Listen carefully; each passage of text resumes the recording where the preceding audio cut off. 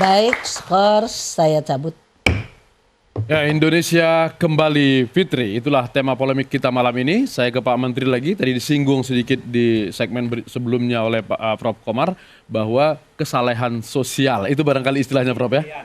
Kefitrian sosial itu jauh lebih penting juga dibanding juga kita secara beragama. Bagaimana kemudian membawa hikmah-hikmah yang kita dapatkan secara beragama dalam puasa itu kemudian terwujudkan dalam kehidupan sehari-hari. Ya, memang dalam Islam itu nilai-nilai Islam itu memang tujuan akhirnya adalah untuk menebarkan rahmat bagi alam semesta. Jadi aspek sosialnya itu kental sekali. Bahkan itu menjadi orientasi dari seluruh amaliyah, dari seluruh perilaku keberagamaan kita dalam Islam itu harus punya dampak sosial sebenarnya. Misalnya sholat. Sholat itu tidak hanya semata-mata bentuk ketundukan kita, kepatuhan kita kepada Tuhan yang Maha Esa, Allah Subhanahu wa Ta'ala, tapi justru sholat itu tanha anil fahsya'i wal mungkar misalnya. Itulah yang bisa mencegah kita dari perilaku destruktif, perilaku maksiat yang itu dari sisi sosial sangat merusak. Nah, misalnya Nabi juga diutus itu untuk menyempurnakan akhlak, tentu akhlak implikasinya kepada aspek sosial. Jadi hampir semua ibadah yang hubungannya vertikal itu tidak bisa dipisahkan dari hubungan horizontalnya, aspek sosialnya. Nah, oleh karenanya saya menggarisbawahi tadi himbauan Prof. Komarudin Hidayat, bagaimana agar kita dalam membawakan nilai-nilai Islam itu juga diarahkan kepada upaya menebarkan rahmat bagi alam semesta ini.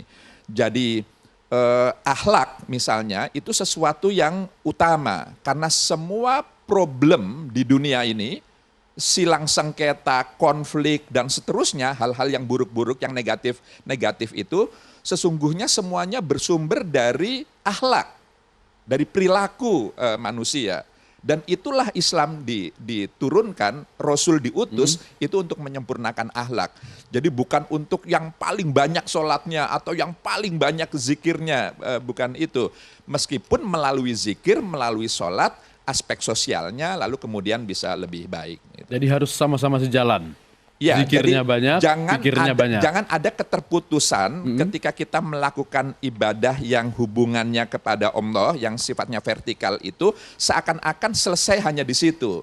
Jadi ketika orang sholat, orang zikir itu tidak hanya menyebut asma-asma keagungan Tuhan, tapi dengan dia mengikat Tuhannya, maka perilaku sosialnya menjadi lebih baik. Oke. Ya, Bung Daniel, kalau sholat kemudian kita menjalankan syariat Islam itu untuk tanha anil fahsya'i wal mungkar, menghindari kemungkaran. Korupsi saja kita sudah sedih. Apalagi kemarin ketika ada korupsi pengadaan Quran lagi gitu kan. Jadi betul-betul membuat kita miris. Puasa 1 bulan.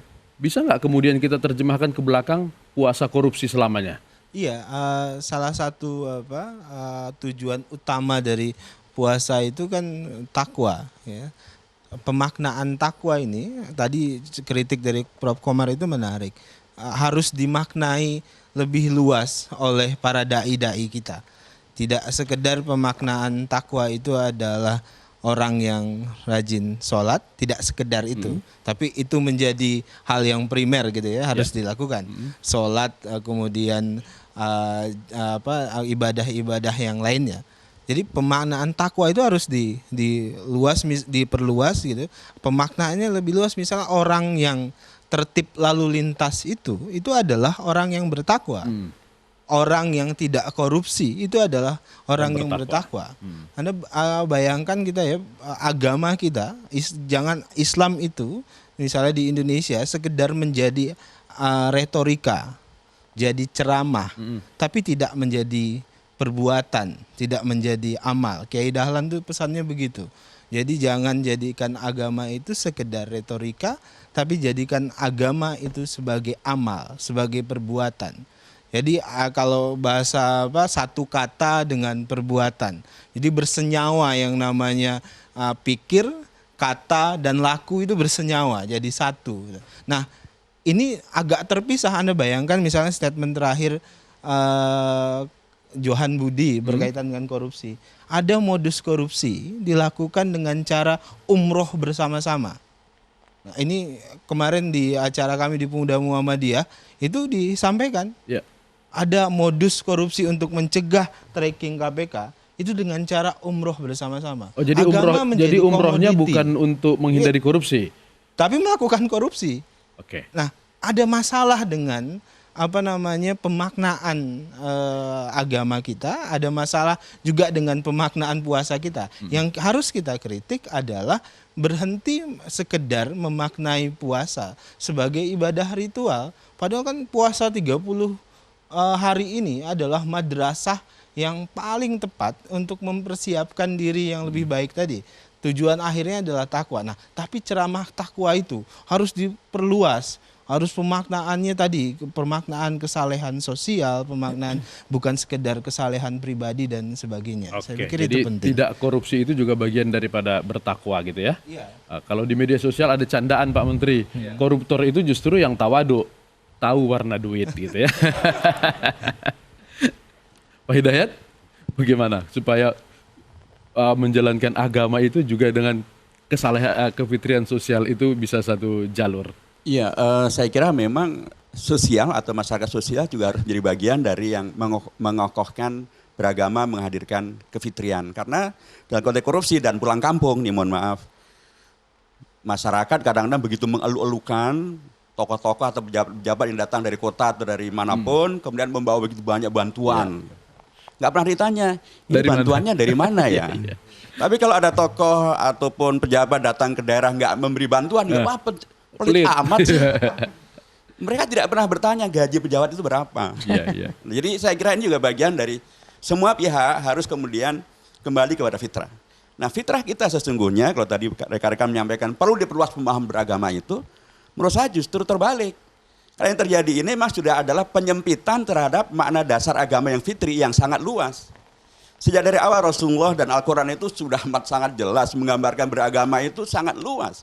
Takwa itu bukan sekedar sholat, takwa itu bukan sekedar puasa, takwa itu adalah perilaku kemenyeluruhan yang membawa orang terhindarkan dari perilaku-perilaku negatif, membawa ke perilaku-perilaku produktif.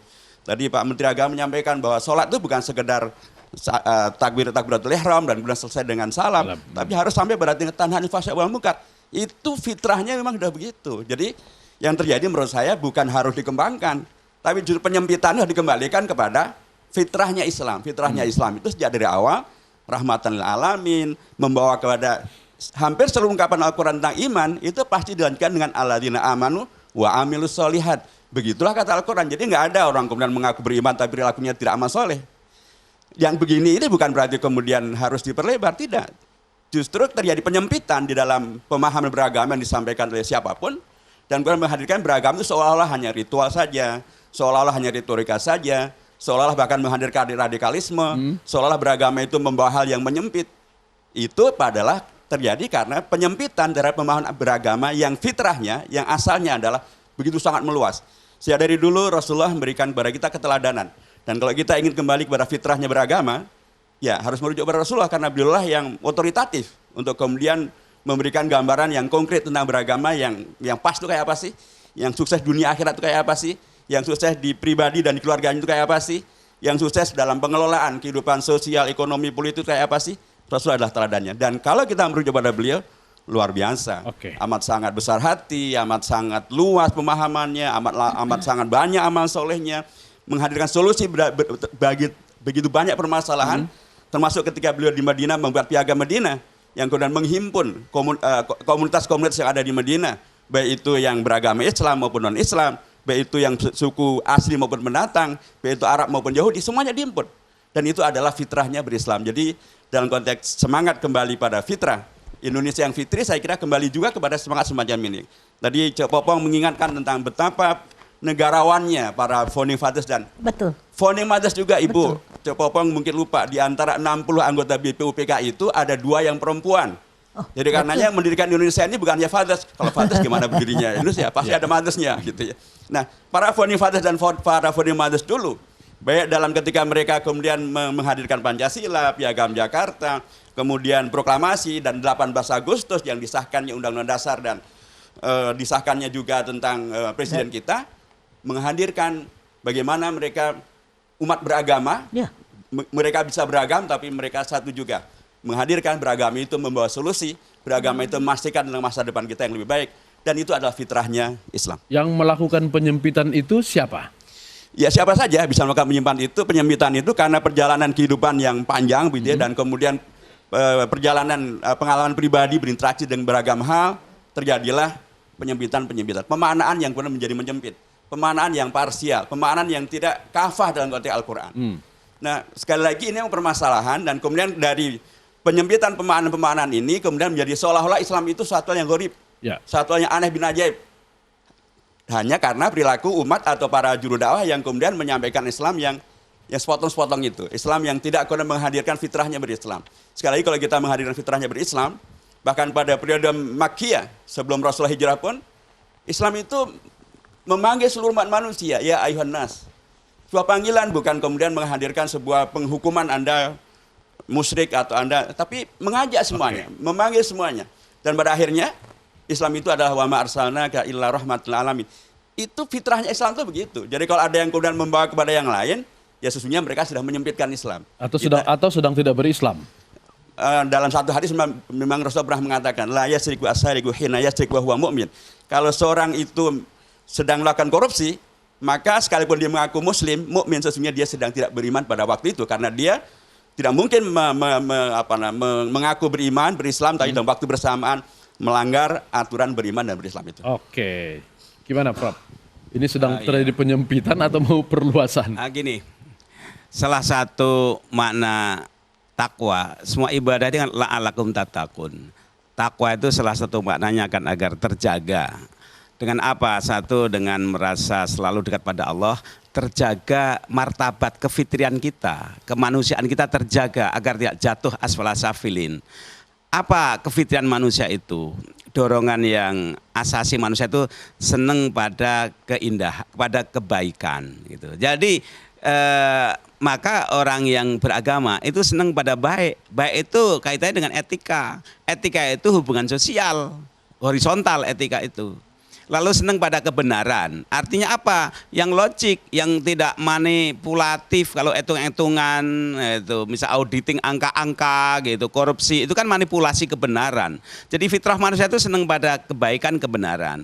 Ketiga, senang pada keindahan, risih kalau lihat kotor, kota misalnya kok berantakan bentuknya, nggak ada planologi yang bagus, nggak ada estetikanya, itu fitrah manusia. Kita kan seneng kan, di rumah ada ornamennya, rumah yang mahal kan desainnya, itu fitrah manusia.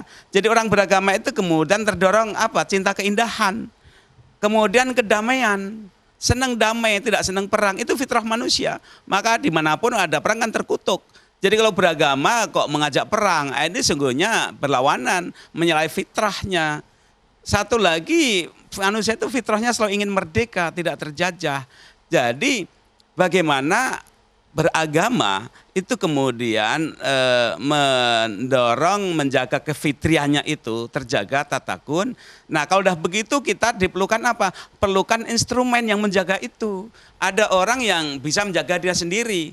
Tapi kalau masyarakat enggak, tidak bisa. Itulah makanya kemudian Islam menghargai, menganjurkan adanya negara. Ya. Dengan negara itu dia punya hak paksa mengatur. Dengan demikian negara itu terima kasih pada agama, memberikan amunisi moral. Agama terima kasih pada negara. Kalau misalnya MUI suruh berantas korupsi, ya nggak tahu ilmunya. Gitu. Tapi secara moral selalu ngomong, bicara. Tapi yang punya kemampuan itu lembaga negara. Ya. Disinilah maka di Indonesia agama negara tidak diperhadapkan.